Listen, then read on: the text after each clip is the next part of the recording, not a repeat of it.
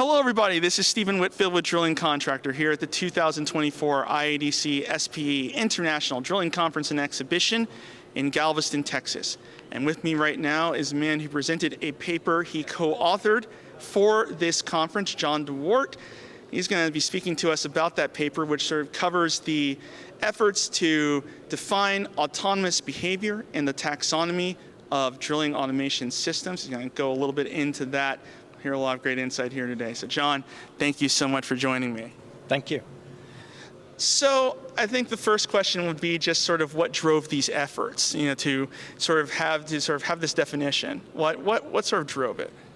Well, the background was I noticed a lot of publications were using the word autonomous, and it seemed they were using it beyond what their systems had achieved, and that they were using it in much more of a marketing mode. And it was rather annoying because it was misleading the audience that they were writing to. And so I actually made a presentation to SPE DSAT's meeting and put forward my issues around it, and I got a very positive reaction. And the five co-authors and myself, we started an interaction and a debate via email on this topic, and then turned that into an abstract we submitted for a conference and turned that into the whole piece of work that we presented here today. So one of the things that you mentioned in your presentation here was how sort of the taxonomy that have been adopted for other industries are not necessarily fitting to sort of what we see in drilling. Can you sort of explain how that is? Yeah, so some of the taxonomies look at, so for instance, the automotive taxonomy, it looks at the stages of an automobile going into autonomous, but it doesn't look at the cognitive functions in the cycle of acquire, assess, decide, and act. And that's what we do in our industry. And that's also what Tom Sheridan had created in his methodology years ago, back in the 1970s. And that methodology has been very robust and has created a matrix of levels of automation together with the cognitive functions where we can map out in our processes where we are and which level a system or a subsystem is.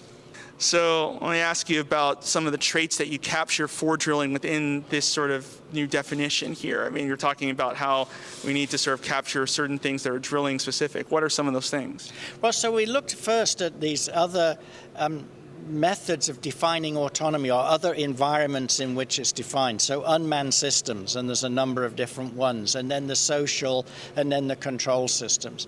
And then we built up 16 traits that were common within those that defined autonomy. And then we picked out 12 that we believe fit for our systems in drilling. One is the system has to be goal-oriented. So an autonomous system must be goal-oriented. So it must accomplish a mission in effect. It must have situational awareness. So it must know what's going on around it and what other systems are doing in order that it can take its own decisions. And there it has to be able to take decisions. I think what's really interesting, if you look at the 12 traits and you stop and think, the autonomous system is running a programmed setup, and the human is not in the system. And that the traits really are what the human would be doing and accomplishing with their brain if they were running the system. So last question then is just about sort of scaling of this system. Now you had said in your words that this proposed scaling for this is rather rudimentary, that basically we're going to need more people sort of using this to make this more focused and granular. Can you go into a little bit how that is? So we'd like to build a system that people can use some scoring in order to apply it because it'll become more methodical. And for that, we need to have a general understanding with the industry as to how the scoring system will work. We presented some examples which are very rudimentary and putting it into a spider plot. And what we see is that the lower mission levels, where you're looking at procedural processes, you only need a low score to actually be able to go autonomous with the traits. But when you get up to the enterprise level, which is the highest level, you need a high score because it has to be much broader in impact. And I think if we start to understand what those aspects are in each trait that get measured or scored, then we can turn it into a system whereby people can communicate in a quantitative value about their autonomous system.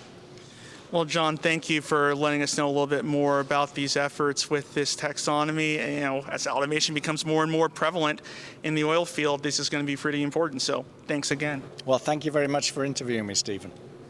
And thank you for visiting Drilling Contractor.